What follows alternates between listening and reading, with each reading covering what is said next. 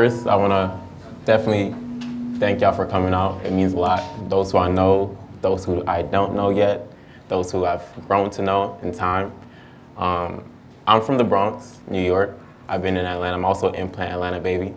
But the first actual lesson that we're touching into, it plays a lot into who you are, where you're from, the experiences that you have. And the first main key is how to properly take in inspiration and make it your own. Also, if you have any questions, if you want to pitch in, say something too, feel free. Like, this is not just me talking to y'all, it's us having a conversation, it's a dialogue. And I think the biggest thing that you can take from fashion and creating fashion is to understand and to know that even in fashion, when you're creating something, it's a dialogue between you and the medium. Like, you're using your life that you've been through, the things that you've experienced, and you're putting that onto and channeling that onto the surface.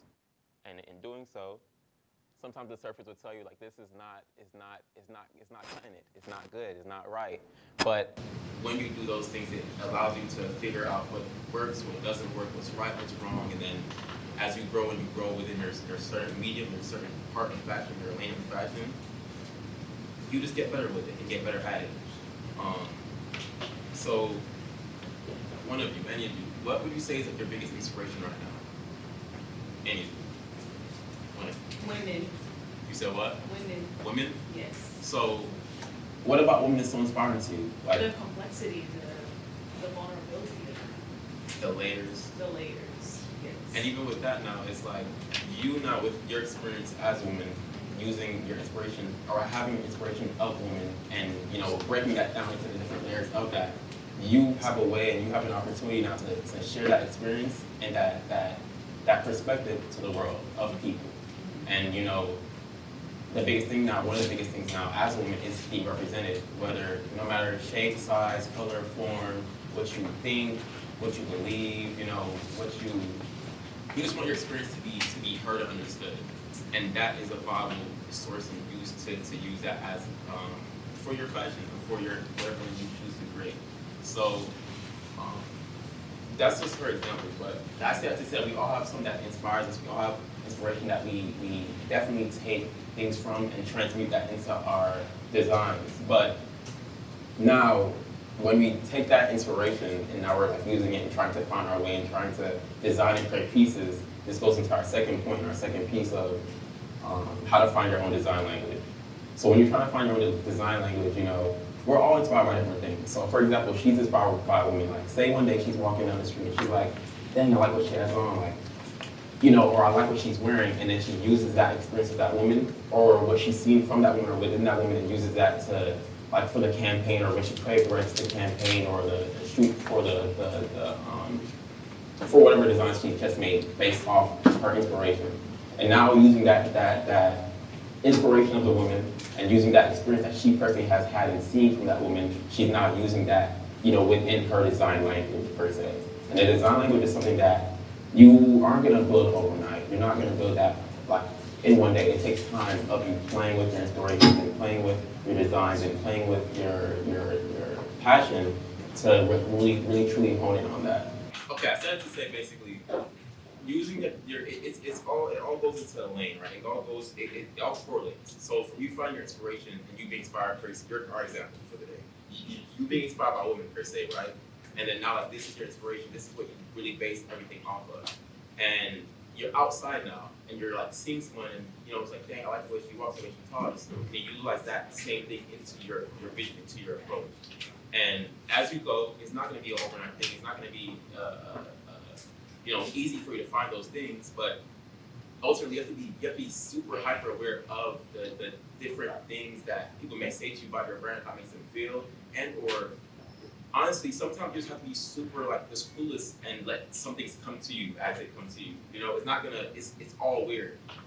For example, for myself, during 2020 when the pandemic happened, I knew early in the year I really wanted like an insignia design. Like, I could tell for has like the T and the E's. It's so beautiful, so clean, so nice, and so crisp. Up to that point, my logo was like just written out like homage year, super. Okay, it's on? Y'all hear it? Okay. My logo was super, it was just ugly to me. Like, I couldn't do anything with it. And I was like this I was thinking on it a lot, but I had to let go to a certain degree, and then eventually one day I was just laying down, and I was just drawing stuff, and it just came to me. It just happened. So you have to be super fixated on wanting to create something for your own and create something that's like unique to you and also that resonates with people. But you also want to be mindful that it's not an overnight thing. You have to take time with it and give yourself some time. It really doesn't build in a day. Creating your own lane takes a lot of time. If you see people building the street on the road, paving, it takes a lot to repave a road, or it takes a lot to actually make a road. And give yourself some time. Be patient with yourself. The third point is drawing inspiration from your own experiences and being authentic to yourself. We really touched on that. But the last one, the main important one, is to be willing to invest your time into stupid ideas. I can't tell you how many times I had ideas that I thought was dumb or stupid, and or my friends told me that I had ideas that were dumb or stupid, and I just tried it, and I took the jump with it, I took the risk with it. But in making those decisions and taking those dumb decisions and investing that time into those idiotic decisions, I found out what works for me and what doesn't work for me, and what works for my brand, what doesn't work for my brand. And I think those are some of the most important things, or one of the most important processes of having a brand and finding your own voice within your brand, is knowing that you have to make those mistakes at times. And if you look back on your life, okay, before I even say that, raise your hand if you think you're at the right place at the right time right now. Raise your hand if there's at any point in your life, though, where you felt like you just made the worst, the most wrong, the most dumb decision. And those two things go hand in hand. You are never going to get to the place where you want to be without making an error or making a mistake or making a foolish decision at times. Unfortunately, we're not perfect. I live that every day. But those imperfections is what allows us to create things that align and resonate with people. No one wants to be caught from a brand that is endorsing a perfect lifestyle. That's corny, and it's not realistic. And we nowadays especially want the most realistic things. So actually, and then also, there's some really key questions to ask yourself too when behind what you're making, what you're creating too. I think also nowadays we lack intentionality a lot. And one of the biggest things that was for me when I made my brand was who I was doing it for and what I was doing it for. So I made Homage in 2014 after my father passed away, and more and more people were passing away and passing away and passing away. But after his passing, basically, I was inspired, and I used that experience to get back into my artistic drive in my fields. And when I was going to start making clothes again, or wanted to make clothes again, use clothes as a means of expression in a way which painting couldn't do or poetry couldn't do, I had a brand called Moist Trends I was gonna make. So ugly, so dumb, and it was gonna be emoji clothes and what we were doing in 2014, the little sad boy era stuff. It was gonna be really emotional and good for the time, but it was just dumb. And I had to sit down and look and be is this really something I want to do? Is this something that's worth my time? Is it something that's truly representative and expressive of me? Because what you decide to put out in the world, that's what you will be seen as, unfortunately, sometimes. And I took the time to think about it and to ponder on it. As I said, it's not made over a day. And I was it doesn't align with what I want. And then I just sat on it and was just thinking and thinking and thinking and thinking. And then one day the name Homage came to me. And I was okay, but what does that mean? What is that for? And I'm okay, remember the year. Remember the year of what? Remember what you're doing it for. Remember who you're doing it for. Remember what's going on in your life. And from those simple realizations, then I built the principles and the pillars of my brand. Yes, for 3 pillars. One is to commemorate and to remember those who you lost along the way. 2 is to immortalize them.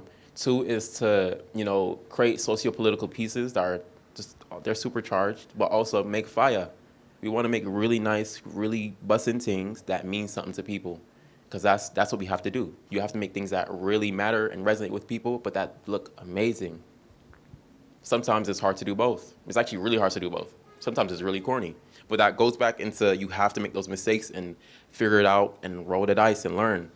So my biggest question to you all, though, and this is rhetorical, you don't have to answer it to me or to now or whatnot. But I do definitely want you, when you go home, to really think about, why do you want this brand or the brand that you're going to create? Who is it for? What will it mean to those people? And ultimately, how does what you're creating, how does that reflect on you? Because those things matter. What you put into the world, that's all you have. And unfortunately, the way internet works, once it's out there, it's out there forever.